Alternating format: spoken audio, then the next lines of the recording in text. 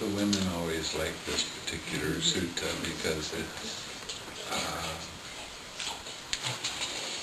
Dhammadinnā was the wife of Visākha.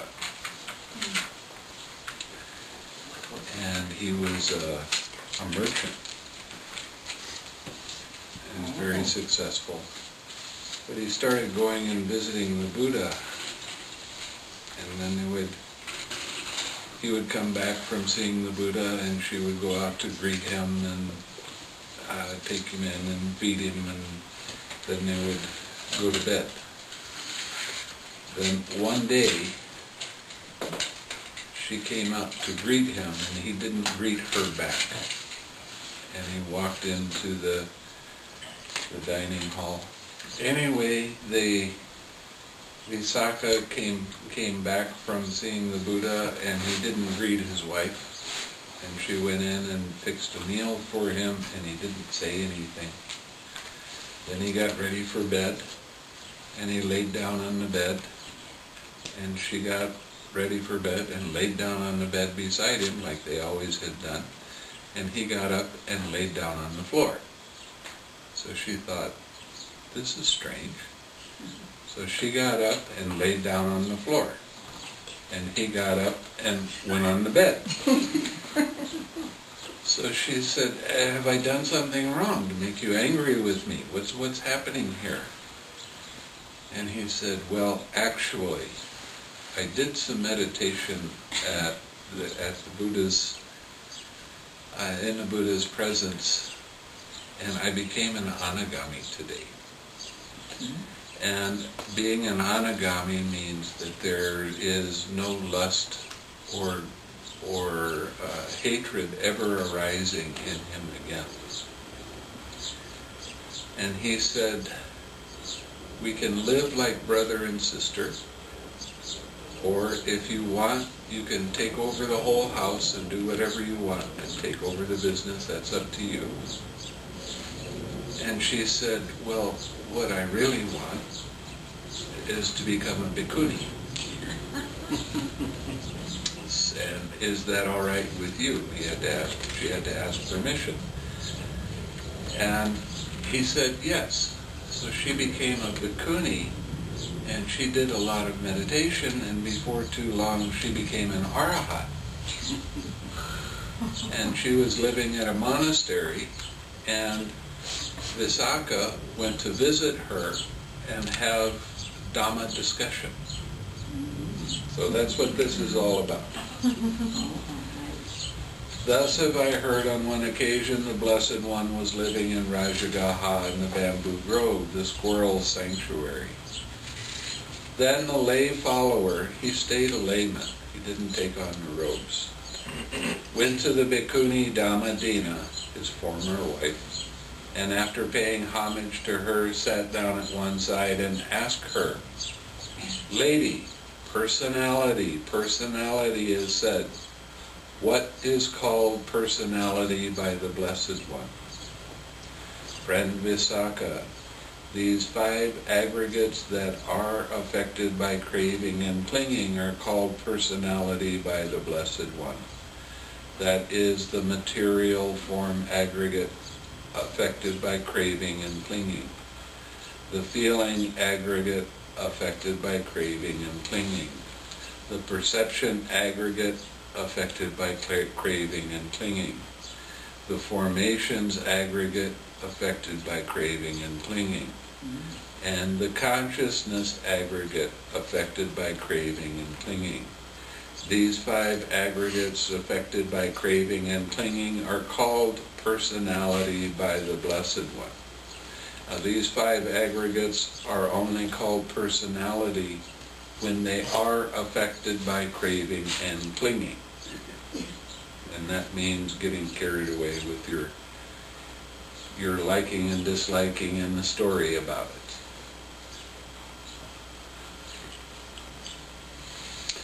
Saying, good lady, the lay follower Visākha delighted and rejoiced in the bhikkhuni's Dhammadinnā's words. Then he asked her a further question. Lady, Origin of personality. Origin of personality is said. What is called the origin of personality by the Blessed One? Friend Visākha, it is craving, which brings the renewal of habitual tendency, is accompanied by delight and lust. Delights in this and that is craving for sensual pleasures, craving for habitual tendency, and craving for non-being. This is called the origin of personality by the Blessed One. Lady, cessation of personality. Cessation of personality is said. What is called the cessation of personality by the Blessed One? Friend Visākha, it is the remainderless fading away and ceasing, the giving up, relinquishing, letting go and rejecting of that same craving. What are you doing every time you siksar? Letting go of craving. This is called the cessation of personality by the Blessed One. Lady, the way leading to the cessation of personality. The way leading to the cessation of personality is said. What is the way leading to the cessation of personality by the Blessed One? Friend Visākha, it is just this noble eightfold path that is harmonious perspective, harmonious imaging, harmonious communication, harmonious movement, harmonious lifestyle, harmonious practice, harmonious observation, and harmonious collectedness. Lady, is that clinging the same as these 5 aggregates affected by clinging? Or is clinging something apart from the 5 aggregates affected by craving and clinging? Friend Visākha, that clinging is neither the same as the 5 aggregates affected by craving and clinging, nor is clinging something apart from the 5 aggregates affected by craving and clinging. It is the desire, the lust in regard to the 5 aggregates affected by craving and clinging that is the clinging here.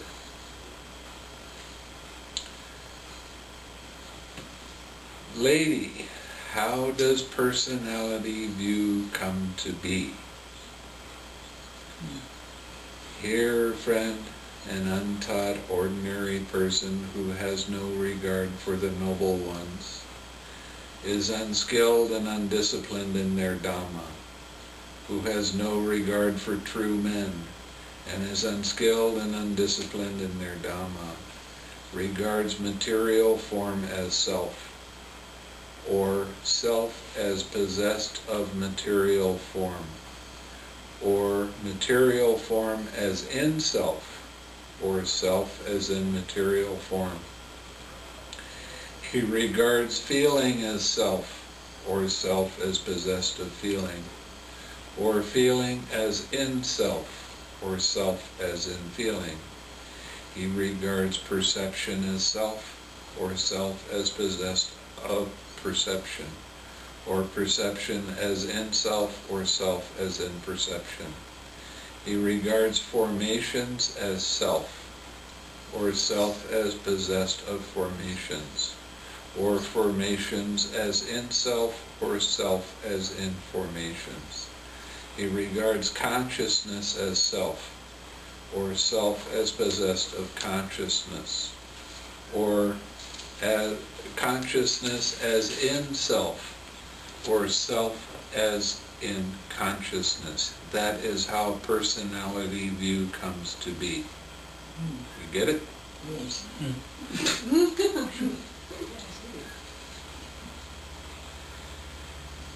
Lady, how does personality view not come to be? Good question. Hear, friend Visākha, a well-taught noble disciple who has regard for noble ones and is skilled and disciplined in their Dhamma, who has regard for true men and is skilled and disciplined in their Dhamma, does not regard material form as self, or self as possessed of material form, or material form as in self, or self as in material form. He does not regard feeling as self, or self as possessed of feeling, or feeling as in self, or self as in feeling.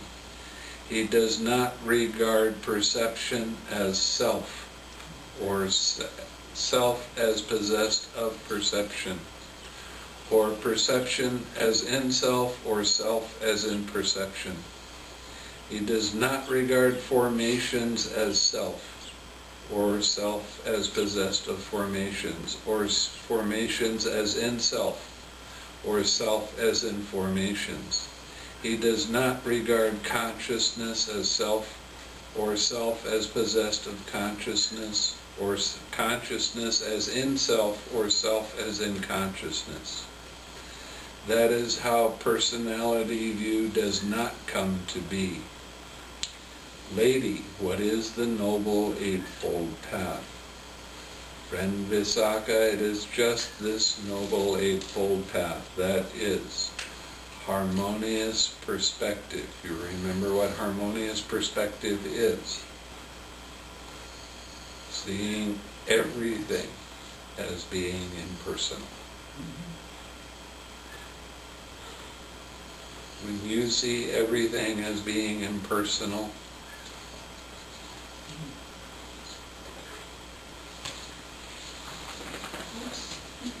when you see everything as being impersonal, no. See this man right here? He has sun in his eyes and his mouth. Boy.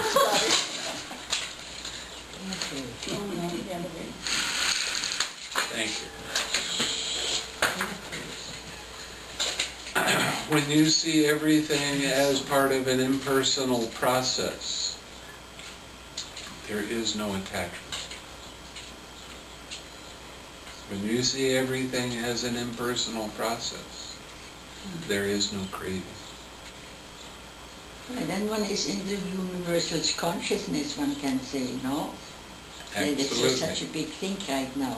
Yes. Being there, having a wide view, not making a proprietor always to everything. Right. To feeling and craving and identifying. Yeah. So it's actually nice to see it as a universal energy, huh? Yes. On which we all hang. Yes. In very small margin. Excellent. I had a question. Yes. So Anagami still experiences craving. They still cling to things, and they still have tiny bit of craving. They still have pride, thinking that they're really special because they're who they are. They still have ignorance. Now, ignorance means not seeing the Four Noble Truths. What is the second Noble Truth? The origin of suffering. What is the origin of suffering? Craving. So there's small amount. That doesn't actually disappear until you become an Arahant. Then you get to come with me to Missouri. You stay in Dhammadinnā. Or here. Oh, yeah, I'm sorry, I didn't mean that.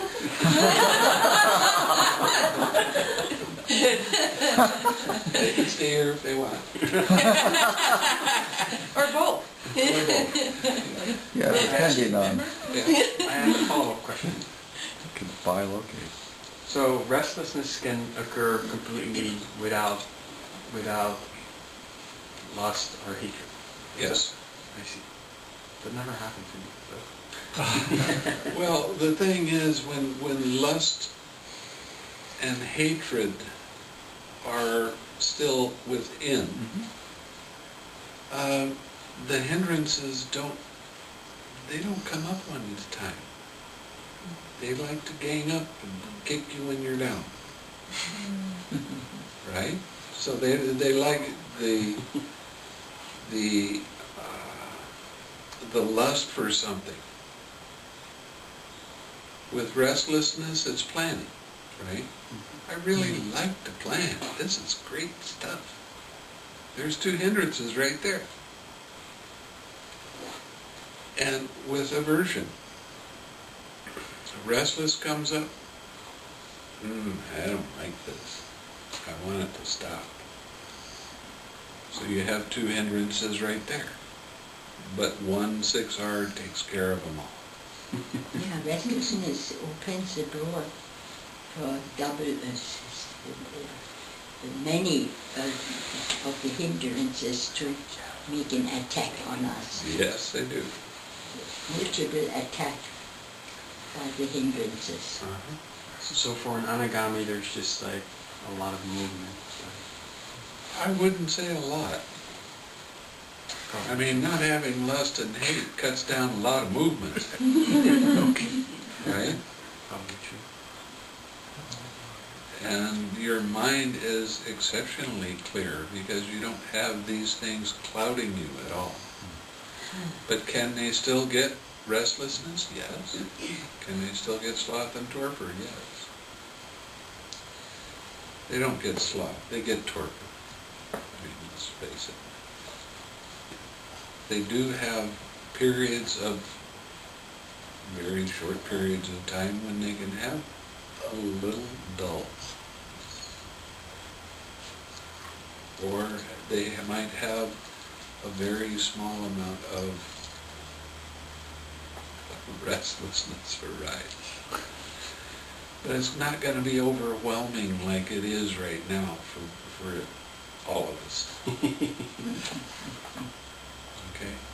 Now somebody else had a question? Yeah. Yeah, so when you say they have, lust and hatred, aversion and desire, now does that mean that the propensity for it, or that it's really present at all times? No, it's not present at all. So they come up, when one comes up, there's the I like it or I don't like it in it. So it's a propensity to be able to, but what is then eliminated is the seed of that, the cause for that to arise. Not completely. Well, in the Arahat, let's just say. In the Arahat, of course, all the fetters are gone. Okay. That's all there is to it. But in the Anagami, they still have a little bit of craving and clinging left. So they still have some attachment. So you said that we're having, as we practice the 6 R's, these are in fact cessations. Yes.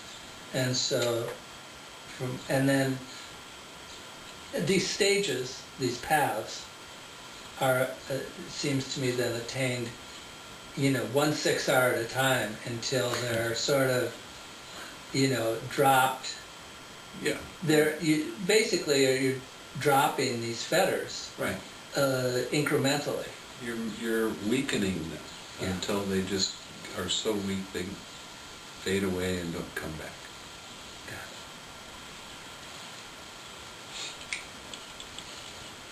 Yeah, well, okay. And that is because you keep 6R and you start to get this sense of like, oh, here we go again, it's all the same. It's like, the magic pool that there is right now, like, what's this? Kind of starts to fade away. And it's just absolutely. It's just another.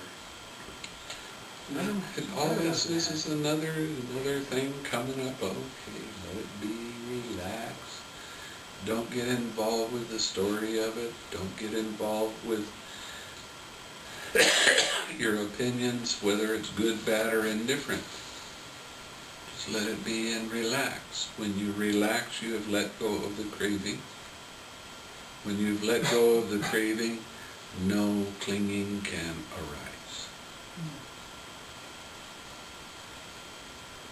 When no clinging can arise, your habitual tendency doesn't arise. When that doesn't arise, birth of action doesn't arise. When that doesn't arise, aging and death don't arise. So you want to be perpetually young? Practice your 6 R's.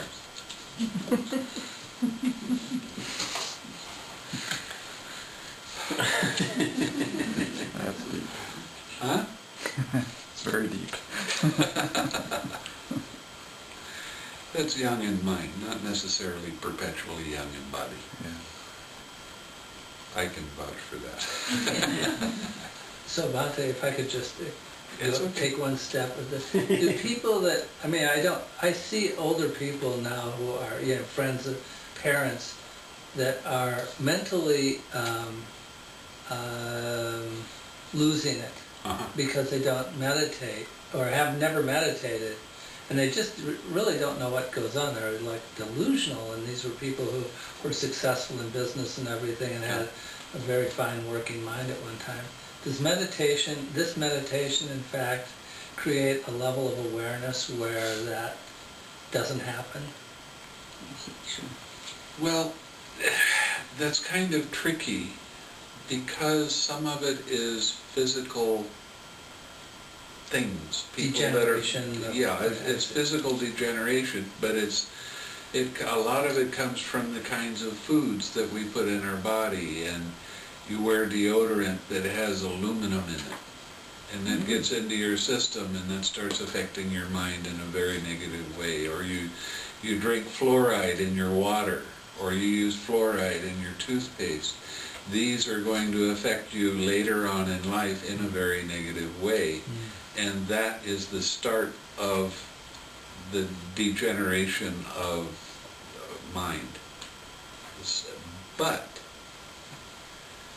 when you eat healthy food and you practice meditation, then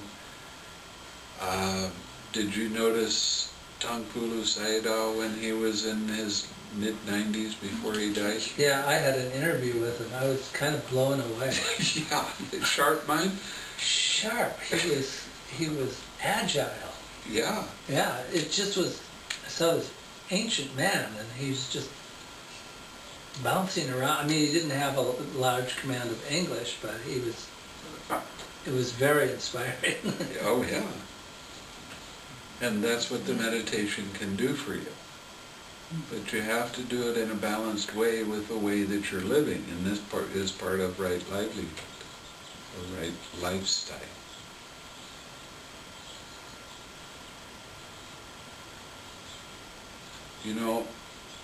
I read a thing not too long ago that there was a lot of women that were starting to get both breast cancer and thyroid cancer, and they found out the cause of that was from the black dye they were putting in their hair. Now, when you have that kind of physical problem, it is going to affect the way you think, whether you like to believe it or not. So it's kind of a tricky question that you're asking, because it all depends on not just the factor that's the mental factor, it's the fact that's the body factor too, and what has been put into the body. So that would affect the cognitive ability. Sure can. That kind of stuff. Got it. But that's just your karma, right? Well, You're making your own karma by using these kind of things that are not good for your body. Right. Okay, so getting back to the Eightfold Path. I was at a meditation center doing a 1-month retreat, and somebody at the end of the retreat asked the monk that was teaching, why did the Buddha always talk about right view first? And my answer is that it is the aspect of seeing everything as impersonal, and that's really an important aspect. That's why it's first. And this monk said with a smirk, because that's what the Buddha did. He didn't have a clue.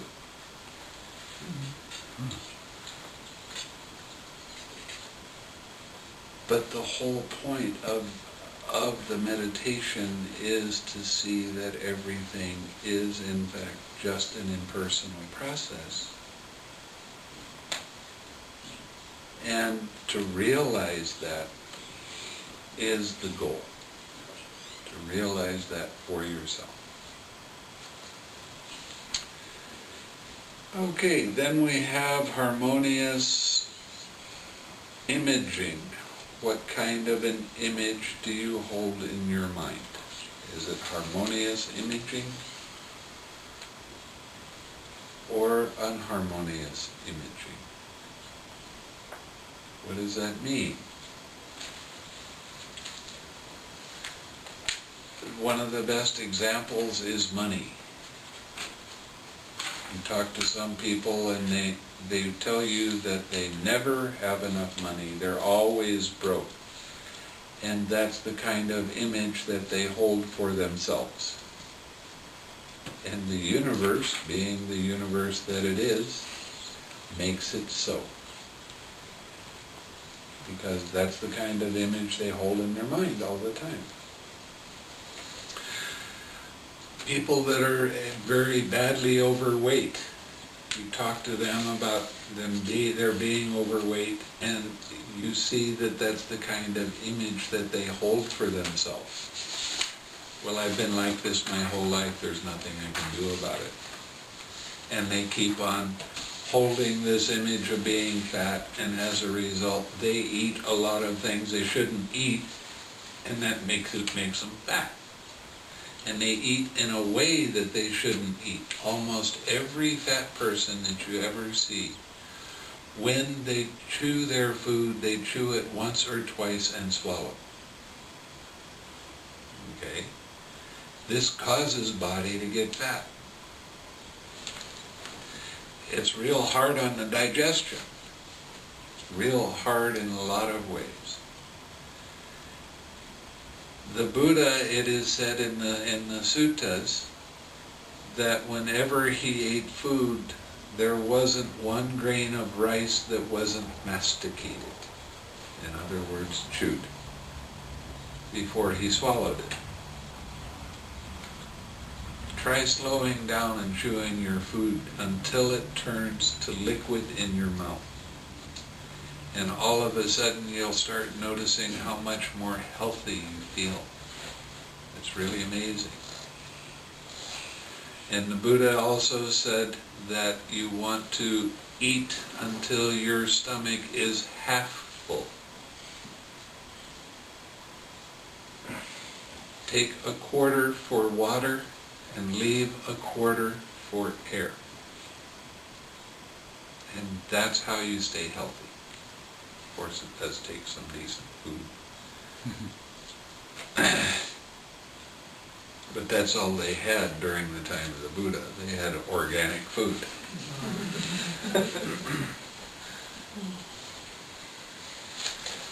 So what kind of an image do you hold?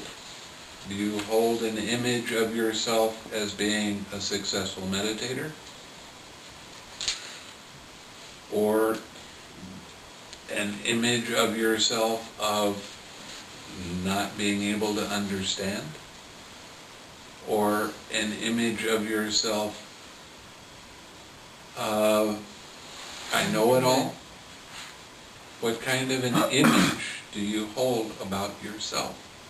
That's what the universe gives to you. And when you hold the view that everything that arises is impersonal. That image will help you to get off of the wheel of Nibbāna. Yeah. I believe that. Thank you.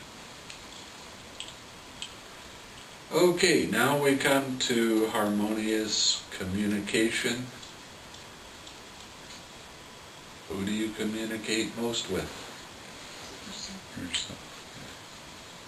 Are you nice to yourself or not?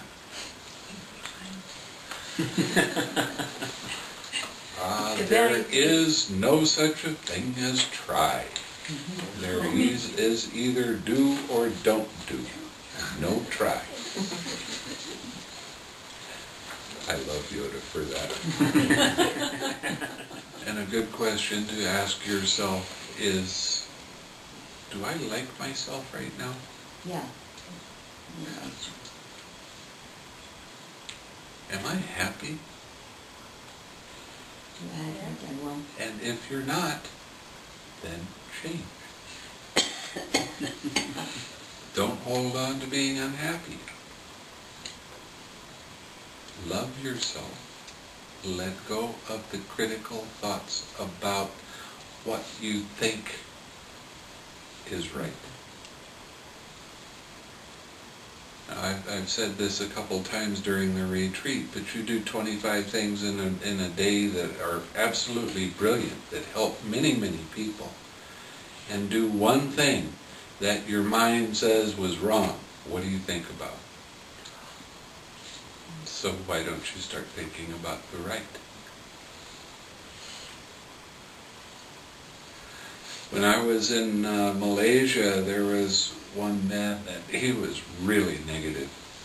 He was continually, anything he said, it came out negative. And finally I told him that he had to sit down with a piece of paper and a pen, and he had to write down 5 things that he really liked about himself.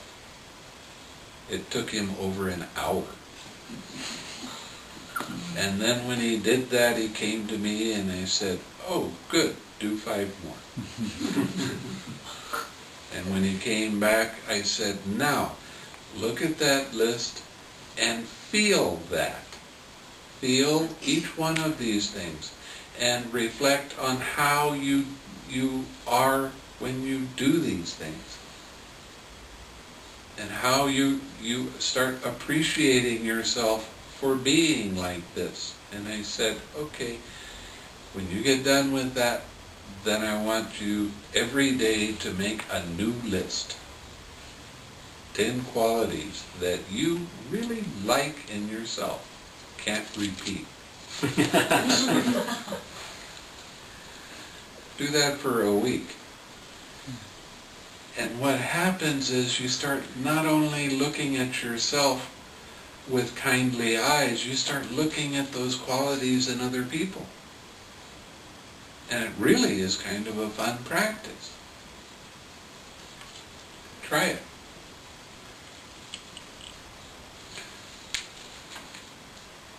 I want to see your list when you're done.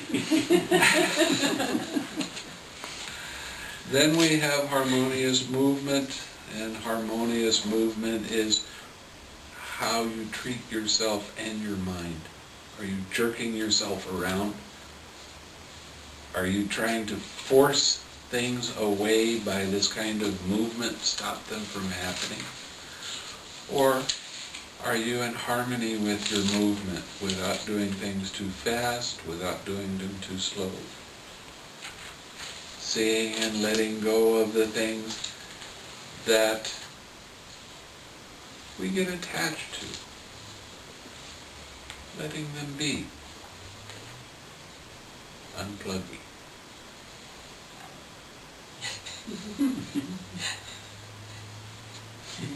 Okay, then we have right lifestyle, harmonious lifestyle, and then harmonious practice, harmonious mindfulness, and harmonious collectedness. Now the harmonious lifestyle is, how are you living? Are you living in harmony or are you not? That means with everything around you, with everyone around you. Are you being in harmony? Are you living with harmony? And harmony with yourself? Are you living in a way that is uplifting, that helps not only you, but other people around you? The harmonious practice is the 6 R's. The harmonious mindfulness is your observation power. And the collectedness is having a mind that's calm, collected, composed, and still. I had a question about the Yes. suggestion you had earlier. Would it be best to make these lists in the morning or in the evening, or it's just Your choice. oh, okay. Just leave it. But I want to see him when you get done. But so harmonious practice and collectedness kind of go together, so Harmonious practice is the 6 R's. The collectedness is the result of the harmonious practice.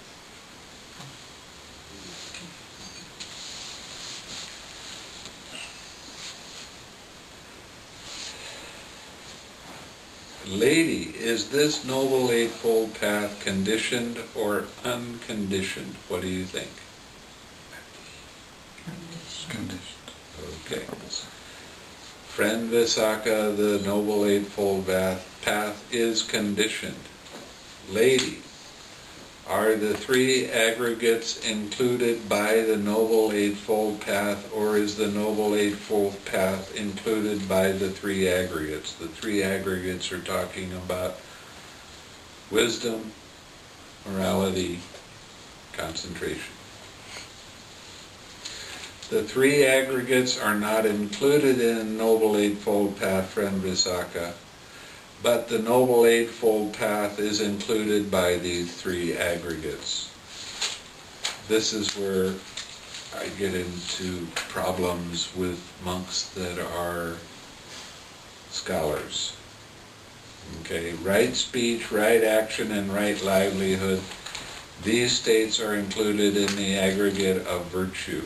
Now, when they're talking about meditation, they tell you don't even have to pay attention to these 3 aggregates, because you're already doing it.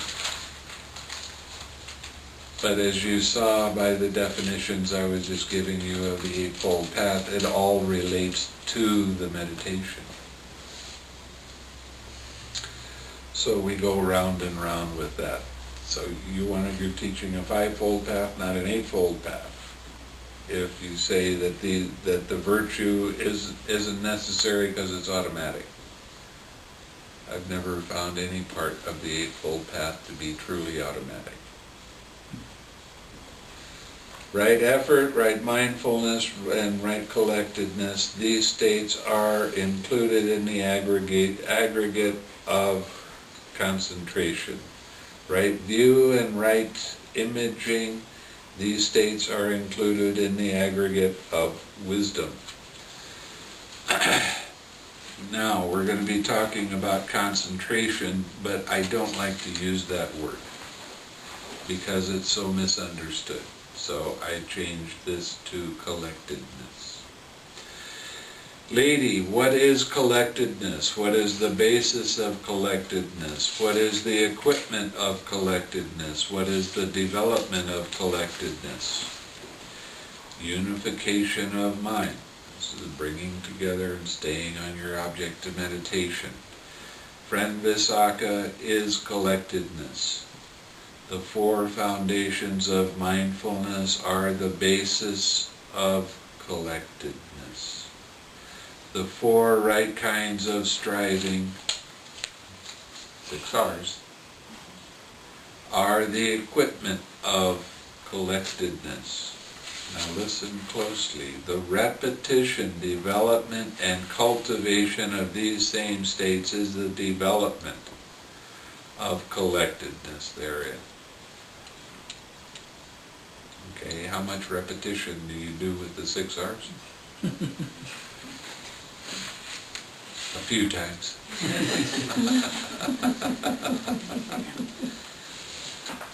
Okay.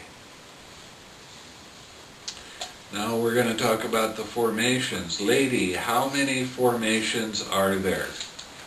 There are these 3 formations, Visākha, friend Visākha. The bodily formation, the verbal formation, and the mental formation. But lady, what is the bodily formation? What is the verbal formation? What is the mental formation?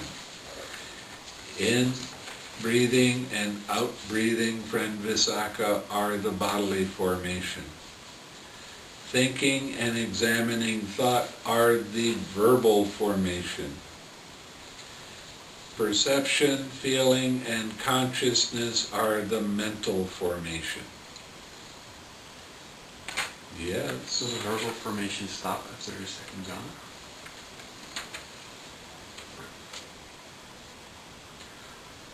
While you're in meditation, yes. But does it stop you from talking outside of the meditation?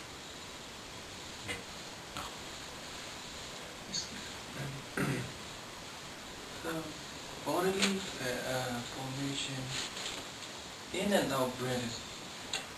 That is what is huh? I'm sorry, isn't that, why is only in and out breath? Because it does not include any other thing.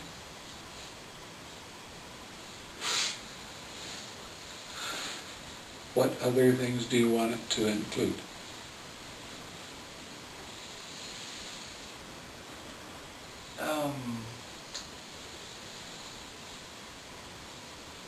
Doesn't say, it doesn't mean it, the actual action of the body. You can't live unless you're breathing in and breathing out.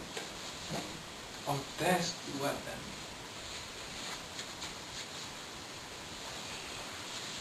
Okay. Question. It does not refer to the breathing in of anapanasati, the breathing in. Oh. Now listen to this. Why are in breathing and out breathing the bodily formation? Why are thinking and examining thought the verbal formation? Why are perception, feeling, and consciousness the mental formation? Friend Visākha. In breathing and out breathing are bodily. These are states bound up with the body. That is why in breathing and out breathing are the bodily formation. Got it? Okay. First, one thinks and examines thought, and subsequently one breaks out into speech. That is why thinking and examining thought are the verbal formation. Perception, feeling, and consciousness are mental. These are states bound up with mind. That is why perception, feeling, and consciousness are mental formation. Attaining cessation. Lady, how does the attainment of cessation of perception, feeling, and consciousness come to be? Friend Visākha, when a monk is attaining the cessation of perception, feeling, and consciousness, it does not occur to him, I shall attain the cessation of perception, feeling, and consciousness. Or I am attaining the cessation of perception, feeling, and consciousness. Or I have attained the cessation of perception, feeling, and consciousness. But rather his mind has previously been developed in such a way that it leads him to that state. Stillness. Okay, you got it? Understand it? Okay. Lady, when a monk is attaining the cessation of perception, feeling, and consciousness, which states cease in him first? The bodily formation, the verbal formation, or the mental formation? Friend Visākha, when a monk is attaining the cessation of perception, feeling, and consciousness, first the verbal formation cease, then the bodily formation, then the mental formation. That's the order of the ceasing. Lady, how does emergence from the attainment of the cessation of perception, feeling, and consciousness come to be? How do you get out of this state? Friend Visākha, when a monk is emerging from the attainment of the cessation of perception, feeling, and consciousness, it does not occur to him, I shall emerge from the attainment of the cessation of perception, feeling, and consciousness, or I'm emerging from the attainment of the cessation of perception, feeling, and consciousness, or I have emerged from the attainment of the cessation, feeling, and consciousness. But rather his mind has previously been developed in such a way that it leads him to that state. So what happens when you feel or when you experience the cessation of perception, feeling, and consciousness? You will be in that state for a little while the first time it happens. That state might last 5 minutes, 10 minutes, something like that, not very long. And it will come out by itself. And then, because your mind is so pure that it had no perception, no feeling, and no consciousness at that time, that is why you're able to see the links of dependent origination, how they arise and how they cease. All of these are conditions. One thing conditions another. When it comes to the cessation, when this doesn't arise, that won't arise. When that won't arise, this won't arise. And you come down to the formations, and finally you see the cessation of the Four Noble Truths. You see the cessation of ignorance. Now there's no more conditions. You've seen all of the conditions and you've let them go. That's how your mind gets into the unconditioned state.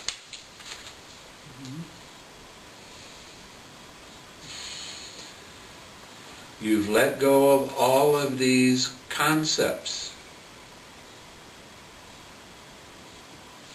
And then you get to the place of no concepts. That is the unconditioned state. That is Nibbāna. That's how it works. Now there's actually 3 paths that you can take to attain Nibbāna.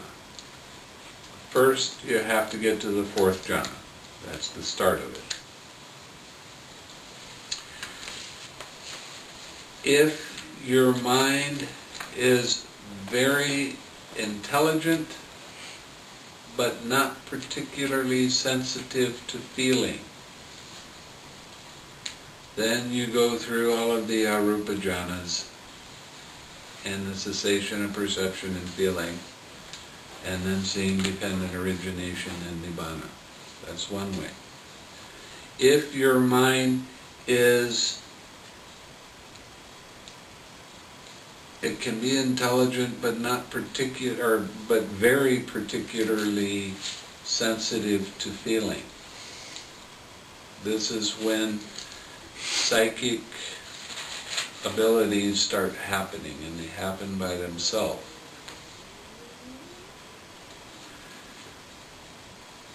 But the last of the psychic abilities is the cessation of perception, feeling, and consciousness. And then seeing dependent origination, and then you attain Nibbāna. The last way of attaining this is by getting to the fourth jhana, remembering past lifetimes. Then this is where you develop the divine ear and the divine eye.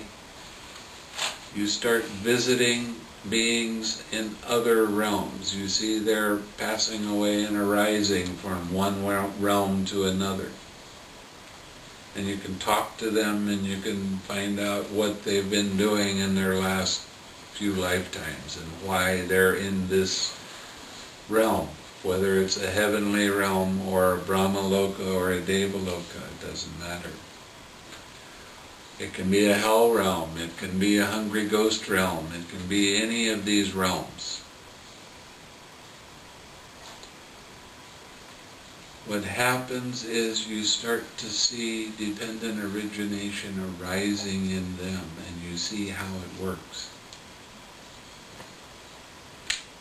And then there is the cessation of perception and feeling, then you actually see this, and then you attain Nibbāna. Now the thing is, of these three paths, the one that I call the fast track is the way that the Buddha did it. It's called, in Pali it's called T-bija. Bija is wisdom. T is three. So this is the three wisdoms. So you're seeing past lives, you're seeing a passing away and a rising of beings in different realms, and you're seeing the dependent origination and Nibbāna that way. Many monks practiced that way during the time of the Buddha. I prefer to teach going through all of the jhanas and going through the arupa jhanas. Mostly because people in America are incredibly intelligent.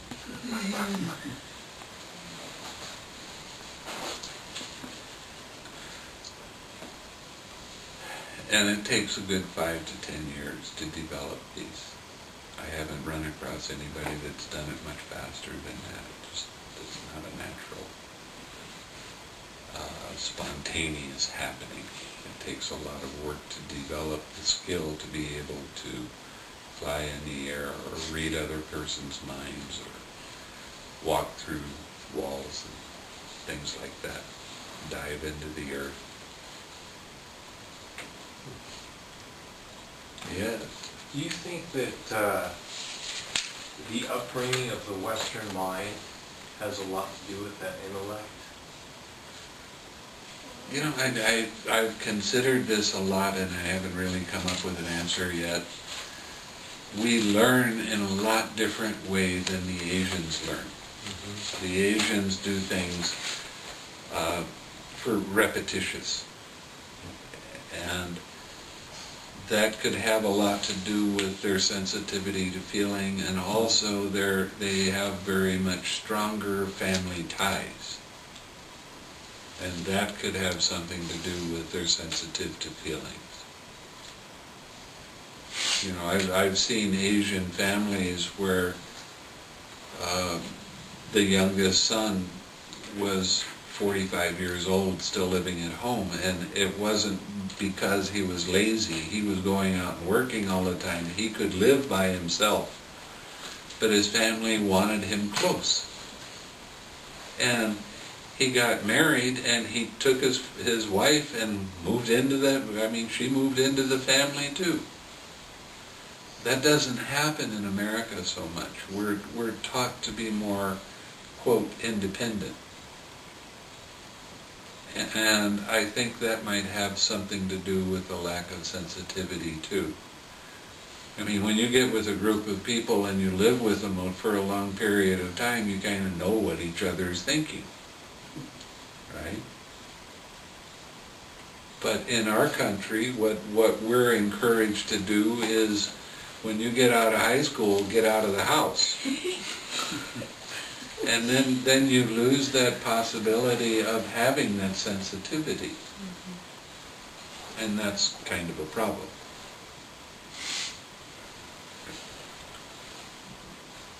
I suspect in the West, too, a lot has to do with, since the Western Enlightenment, with the rise of science, and the whole kind of objective thinking really suppressed for a lot of Westerners. Yeah. The other way of thinking that was predominant in the West up until about 1700s and still ran out of cultures. And it was get people into that rational, intellectual, and the other ones kind of suppressed. Yeah. Well, what you think and ponder on, what we're taught to think and ponder on is science and not spirituality and not sensitivity.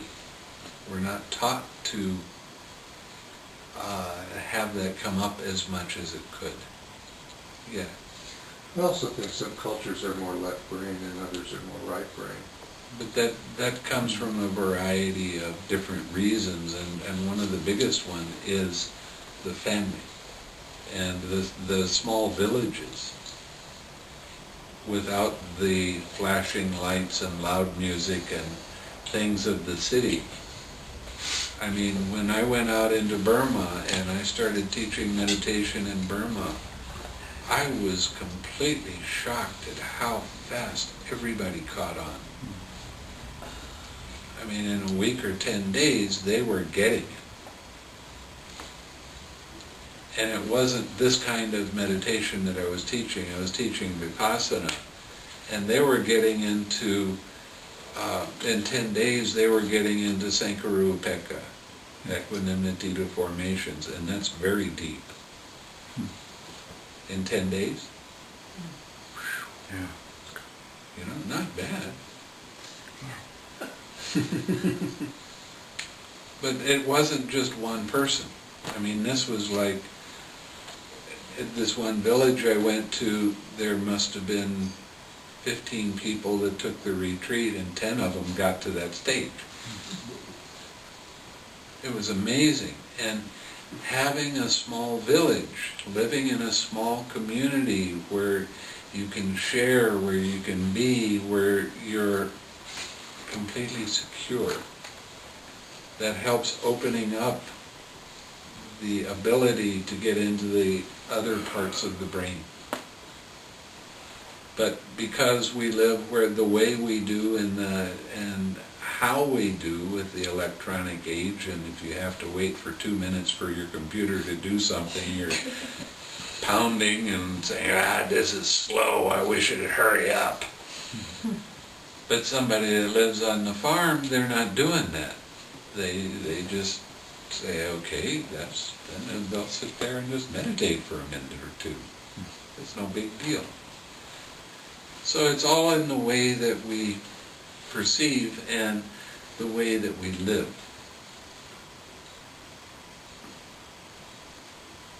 So, after cessation, apparently from the description of the ceasing of the bodily formations, the in and out breath, the breath itself would cease for that period of time. So it's done, there's no breathing for 5 or 10 minutes in a body that is experiencing sensation. Breath goes through the ears. It happens by itself. The the actual thing that happens is your heartbeat slows down. It doesn't completely stop, but it slows down to like 2 or 3 a minute. Oh. So there's not a lot of need for oxygen at that time. So it's almost a death. Close. Close. You'll get to see that in a minute. Oh, okay. Hold on. Well, wait a minute, let me just finish the question. So then it would follow that when these formations re-arise, that they would arise in the reverse order that they ceased? Right. Okay. You'll see that in just a minute.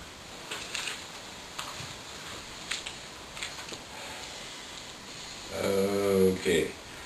Lady, when a monk is emerging from the attainment of the cessation of perception, feeling, and consciousness, which states arise in him first, bodily formation, verbal formation, or mental formation? Friend Visākha, when a monk is emerging from the attainment of the cessation of perception, feeling, and consciousness, first the mental formation arises, then the bodily formation arises, then the verbal formation arises. Lady, when a monk has emerged from the attainment of the cessation of perception, feeling, and consciousness, how many kinds of contact touch him? Friend Visākha, when a monk has emerged from the attainment of the cessation of perception, feeling, and consciousness, 3 kinds of contact touch him. Voidness contact, signless contact, and desireless contact. That's what you experience while you're in that cessation of perception, feeling, and consciousness. Lady, when a monk has emerged from the attainment of the cessation of perception, feeling, and consciousness, to what does his mind incline? To what does it lean? To what does it tend?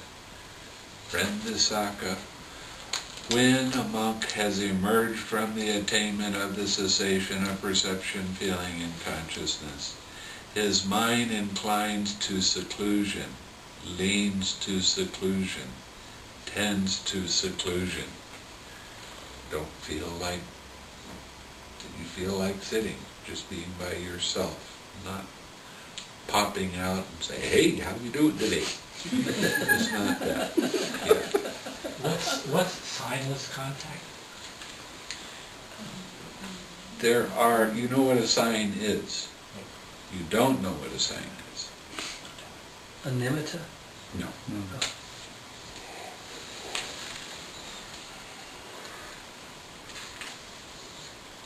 A signless contact means that there is no disturbance.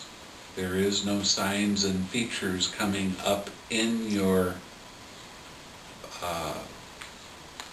mind. Why? Because there's no perception, there's no feeling, there's no consciousness.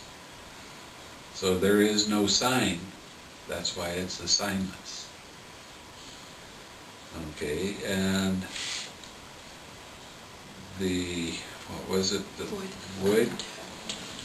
What is the voidness? It means that there is nothing that arises at that time. It is void of everything that can possibly arise.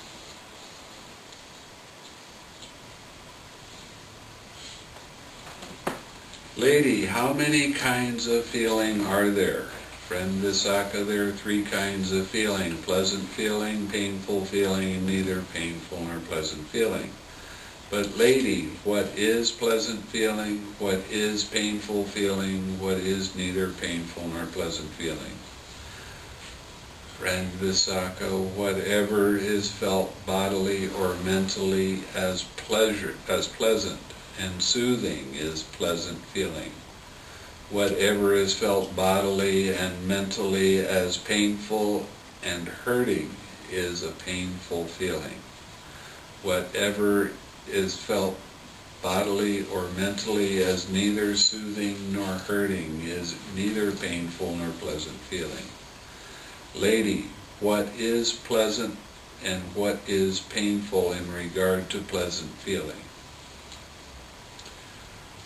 What is painful and what is pleasant in regard to painful feeling? What is pleasant and what is painful in regard to neither painful nor pleasant feeling? Friend Visākha, pleasant feeling is pleasant when it persists and painful when it changes. Right? You've been sitting long enough to recognize that as being true. Painful feeling is painful when it persists and pleasant when it changes. Is that right? Right. Neither painful nor pleasant feeling is pleasant when there is knowledge of it, and painful when there is no knowledge of it. Okay? So neither painful nor pleasant is actually pleasant when you know it. Okay. When you know that it's there. And what is that actually referring to? It's referring to when you have neither painful nor pleasant feeling. It is pleasant when you have equanimity. And when you do not, it is not pleasant. In other words, your mindfulness is caught up with indifference. And it's very weak. So you don't really recognize this. And that in itself causes you to get caught up in your thinking and your whole situation with what you're thinking about and that sort of thing. So is boring an example of that? Absolutely.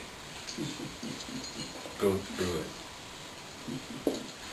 Boredom is a great sign. It is absolutely one of the best signs that you can have when you're meditating.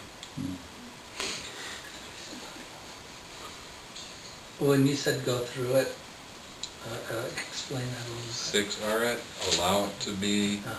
Who's bored?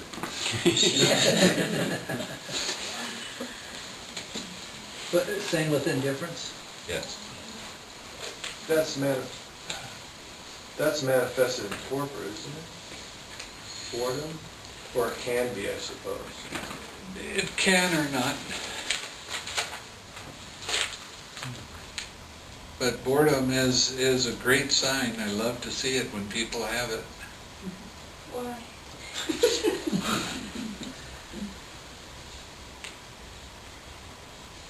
It's a sign of your development. It's a sign that you're working. And you're repeating something over and over and over again and you're bored with it. Who's bored? Who's attached? All you need to do is let go of that very simple thing. 6 arat. And on the other side of that is something good. Okay? Not And I guess it can last as long as you want it to last. So is that in the same category as disenchantment and indifference? That's a lesser category of it, but it's getting there. I see. Lady, what underlying tendency underlies pleasant feeling? What underlying tendency underlies painful feeling? Excuse me.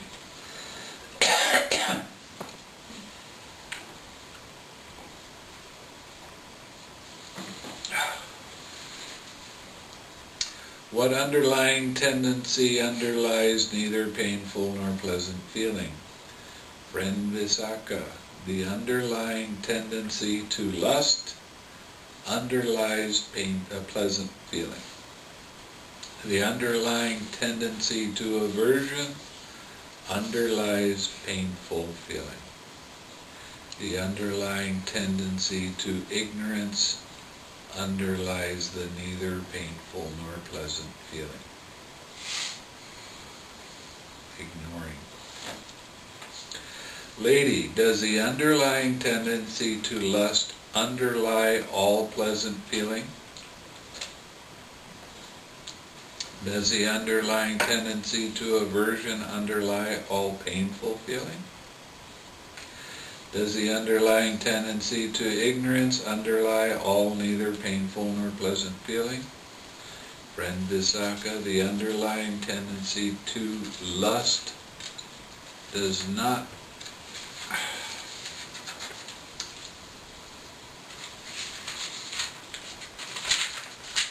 underlie all pleasant feeling. The underlying tendency to aversion does not underlie all painful feeling. The underlying tendency to ignorance does not underlie all neither painful nor pleasant feeling. Lady, what should be abandoned in regard to pleasant feeling? What should be abandoned in regard to painful feeling? What should be abandoned in regard to neither painful nor pleasant feeling? Friend Visākha, the underlying tendency to lust should be abandoned in regard to pleasant feeling. So the underlying tendency to lust needs to be let go of when there is a pleasant feeling, right? 6R, that pleasant feeling. The underlying tendency to aversion should be abandoned in regard to painful feeling. How many people here do that? Underlying tendency and letting go of the aversion of a painful feeling?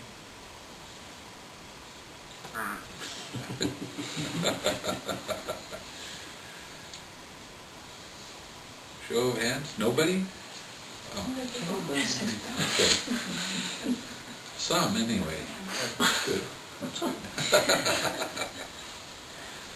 The underlying tendency to ignorance should be abandoned in regard to neither painful nor pleasant feeling. Lady, does the underlying tendency to lust have to be abandoned in regard to... I just read that, didn't I? No, I'll keep going.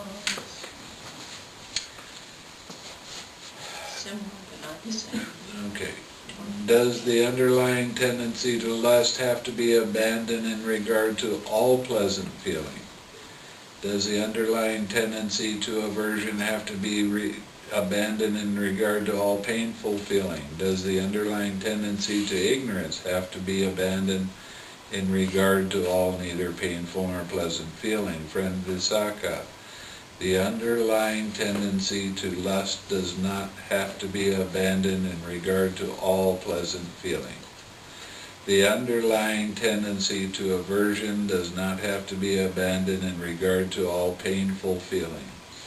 The underlying tendency to ignorance does not have to be abandoned in regard to neither painful nor pleasant feeling. Here, friend Visākha, quite secluded from sensual pleasures, secluded from unwholesome states, a monk enters upon and abides in the first jhana, which is accompanied by thinking and examining thought, with joy and happiness born of seclusion. With that he abandons lust, and the underlying tendency to lust does not underlie that. Doesn't that statement right there, doesn't that say that you don't become attached to jhanas? Doesn't it? Yeah. That was pretty cool. Yeah. Boy, there's your argument right there. Yeah. Remember that one. 28, Sutta 44. Here a monk considers thus: when shall I enter upon and abide in the base that the noble ones now enter upon and abide in one who thus generates a longing for the supreme liberation, grief arises with that longing.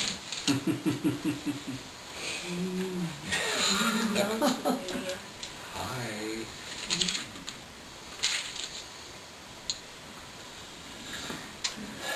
With that, he abandons aversion and the underlying tendency to aversion and does not underlie that.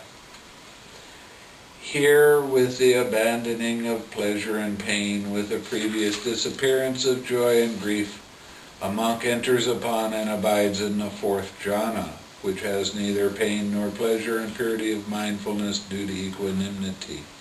With that, he abandons ignorance, and the underlying tendency to ignorance does not underlie that.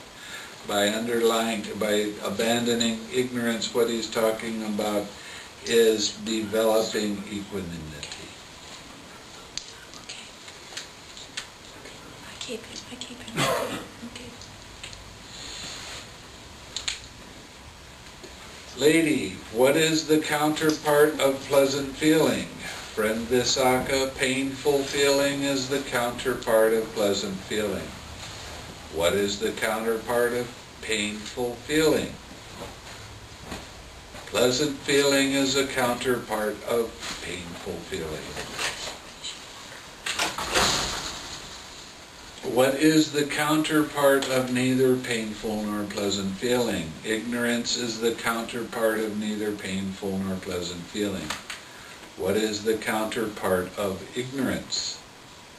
True knowledge is a counterpart of ignorance. What is the counterpart of true knowledge? Deliverance is the counterpart of true knowledge. What is the counterpart of deliverance? Nibbāna is the counterpart of deliverance. Lady, what is the counterpart of Nibbāna? Friend Visākha, you have pushed this line of questioning too far. You were not able to grasp the limit to the questions. For the holy life, friend Visākha, merges in Nibbāna, culminates in Nibbāna, and ends in Nibbāna. If you wish, friend Visākha, go to the Blessed One and ask him about the meaning of this. As the Blessed One explains it to you, you should remember it. Then the lay follower Visākha, having delighted and rejoiced in the bhikkhuni Dhammadinnā's words, rose from his seat, and after paying homage to her, keeping her on the right, he went to the Blessed One. After paying homage to him, he sat down at one side and told the Blessed One his entire conversation with the bhikkhuni Dhammadinnā. When he finished speaking, the Blessed One told him, "The bhikkhuni Dhammadinnā is wise. The bhikkhuni Dhammadinnā has great wisdom. If you had asked me the meaning of this, I would have explained it to you in the same way that the bhikkhuni Dhammadinnā has explained it. Such is its meaning, and so you should remember it." That is what the Blessed One said. The lay follower of Visākha was satisfied and delighted in the Blessed One's words.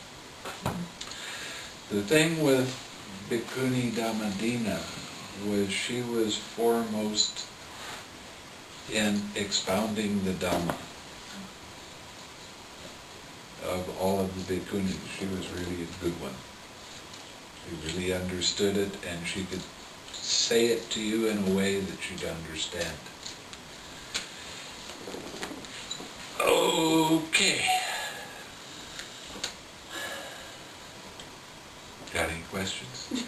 Been asking questions all the time. Yeah.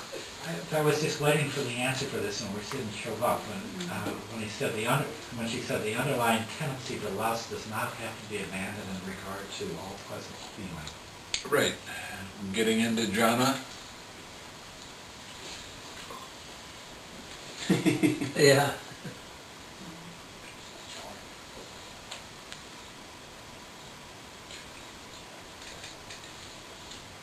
Okay, so the joy or that arises in the jhanas does not have to be abandoned? Right.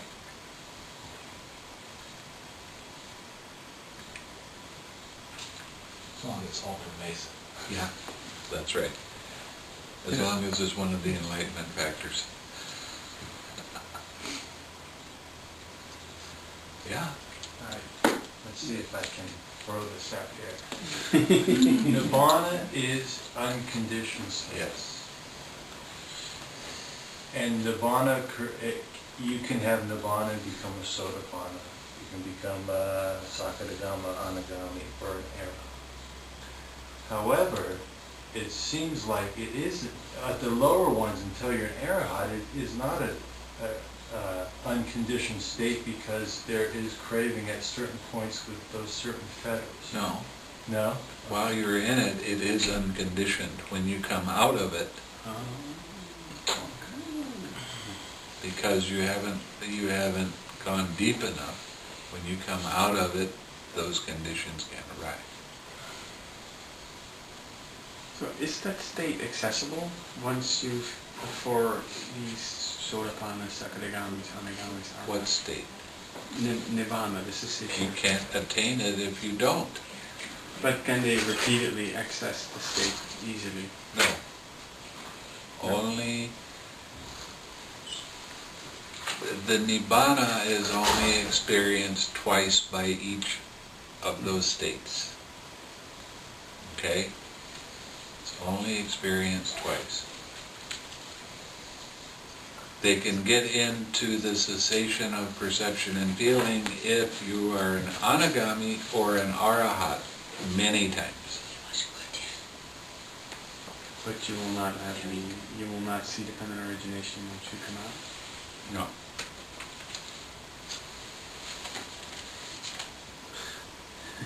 So why do it? Relief. You think you have relief now with a little bit of stillness of mind.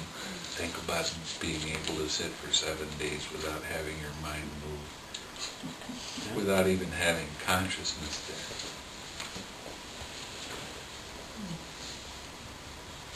I'll check back with you later.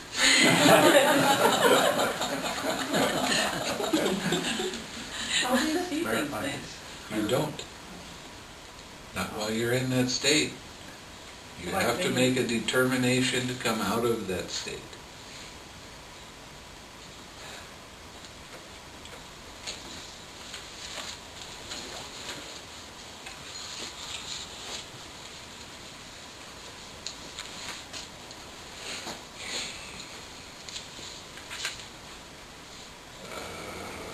Okay. In another sutta.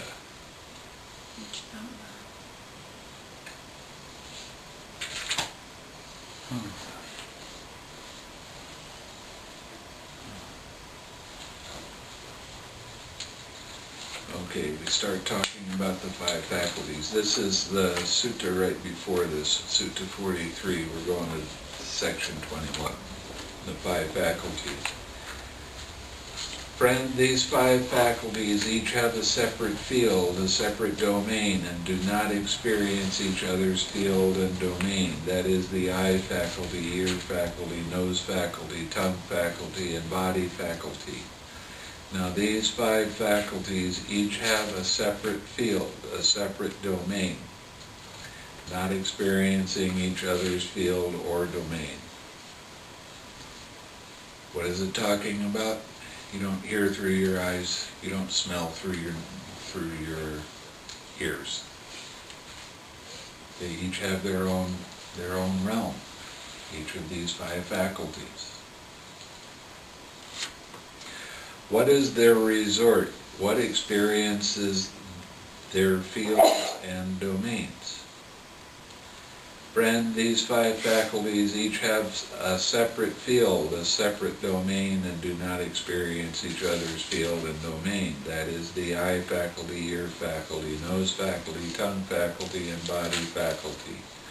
Now these 5 faculties each have a separate field and a separate domain, not experiencing each other's field and domain. They have mind as their resort. and mind experiences their fields and domains. Okay? Friend, as to these 5 faculties, that is the eye, ear, nose, tongue, body faculty, what do these 5 faculties stand in dependence on? Friend, as to these 5 faculties, that is the eye, ear, nose, tongue, and body faculty, these 5 faculties stand in dependence on vitality. Okay? Friend, what does vitality stand in dependence on? Vitality stands in dependence on heat. Friend, what does heat stand in dependence on? You're going to love this answer.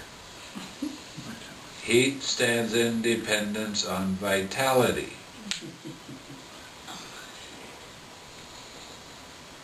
Just now, friend, we understood the Venerable Sariputta to have said vitality stands in dependence on heat, and now we understand him to say heat stands in dependence on vitality.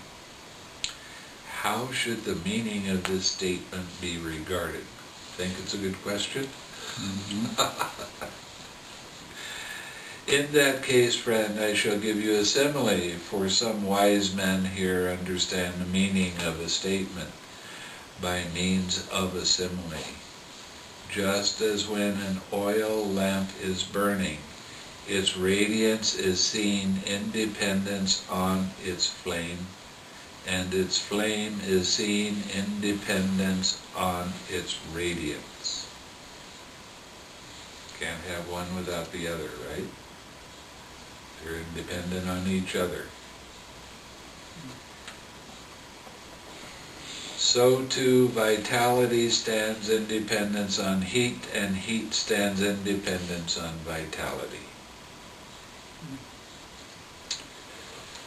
Okay, friend, are vital formations states of feeling, or are vital formations one thing and states of feeling another? Vital formations, friend, vital formations, friend, are not states of feeling. If vital formations were states of feeling, then when a monk has entered upon the cessation of perception, feeling, and consciousness, he would not be seen to emerge from it. Okay? Because vital formations are one thing and states of feeling another. When a monk has entered upon the cessation of perception, feeling, and consciousness, here he can be seen to emerge from it. Friend, when this body is bereft of how many states is it then discarded, forsaken, left lying senseless like a log?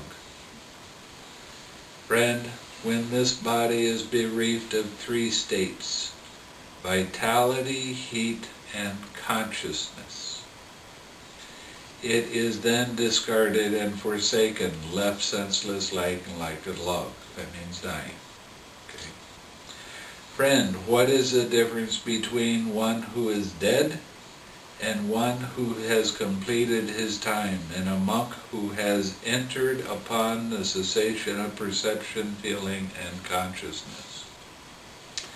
Friend, in the case of one who is dead, who has completed his time, his bodily formations have ceased and subsided, his verbal formations have ceased and subsided, his mental formations have ceased and subsided, his vitality is exhausted, his heat has been dissipated, and his faculties are fully broken up.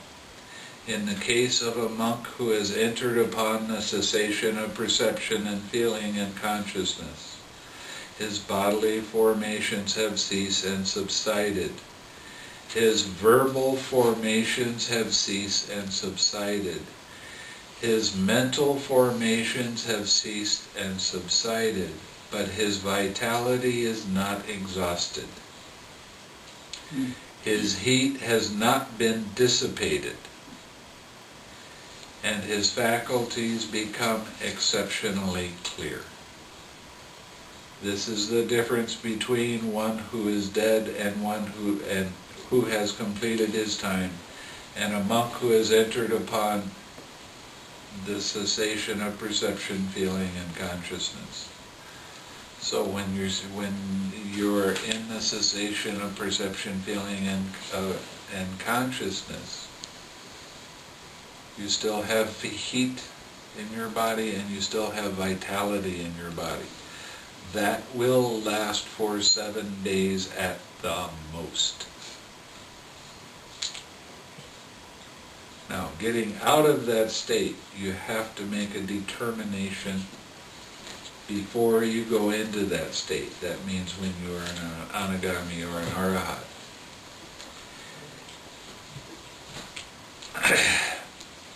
I've talked to some of you a little bit about learning how to develop mastery of going in and out of the jhanas. This is learning how to develop your determinations.